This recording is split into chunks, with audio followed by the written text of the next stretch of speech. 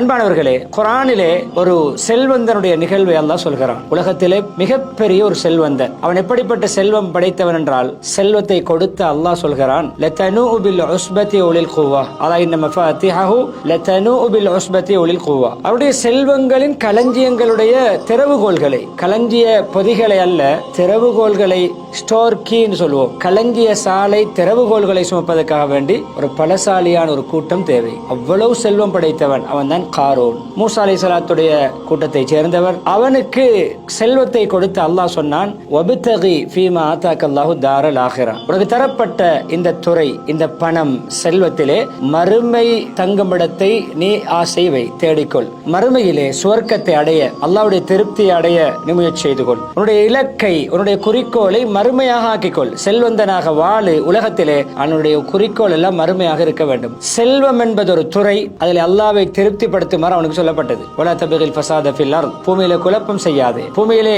அவருடைய பணத்தை வைத்து மக்களுக்கு சிரமங்களை கொடுக்காதே, அநியாயங்கள் செய்யாதே. அதே போன்று அளவுக்கு அதிகமாக மகிழாதே, ஆடம்பர வாழ்க்கை வாழாதே என்று சொல்லப்பட்டது. அளவுக்கு அதிகமாக கூத்து கும்மாளம் அடித்து ஆடம்பரமாக வாழக்கூடிய மக்களை அல்லாஹ் விரும்ப மாட்டான் என்று புத்திமதி சொல்லப்பட்டது. அவன் என்ன சொன்னான்? அல்லாஹ் தந்தது என்ற உணர்வு இல்லாமல் பேசினான். அல்லாஹ் தான் என்னை செல்வந்தனாக ஆக்கினான் என்ற அந்த மனப்பான்மை இல்லாமல் தன்னுடைய திறமையை முற்படுத்தினான். இன்னமா ஊத்தீதுஹு அலா இல்மின் இந்தி. என்னுடைய திறமையால், என்னுடைய தொழில்நுட்பத்தால், என்னுடைய வியாபார நுட்பத்தினால் நான் சம்பாதித்தது. ஊத்தீதுஹு, இந்த பணம் எனக்கு கொடுக்கப்பட்டிருக்கிறது என்னுடைய திறமையால். அல்லாஹ்வை மறந்து பேசினான். அன்பானவர்களே, என்ன நடந்தது தெரியுமா? அப்படி அல்லாஹ்வை மறந்து பேசியவன் என்ன சொன்னான்? அஹ்சின் கமா அஹ்ஸனல்லாஹு இலைக்க. அவனுக்கு சொல்லப்பட்டது, நீ உனக்கு அல்லாஹ் வழங்கிய செல்வங்களை நல்ல வழிகளிலே செலவழி, உபகாரம் செய், கொடை கொடு, பசியாளியுடைய பசியை போக்கு, ஏழை எளியவர்களை நீ பராமரி, கஷ்டவாளிகளுடைய பணத்தை கொண்டு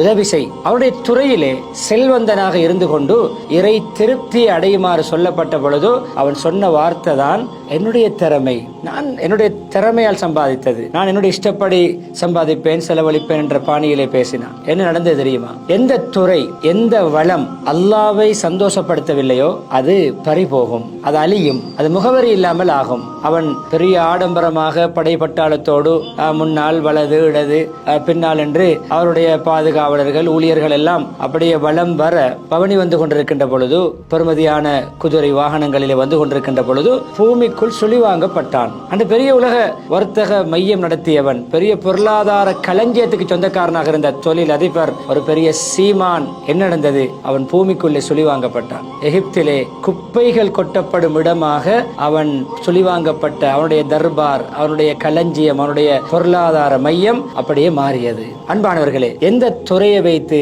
அல்லாஹ்வுடைய திருப்தி அடைய மாட்டோமோ அந்த துறை அழியும், அது மங்கி மறையும், அது வளராது.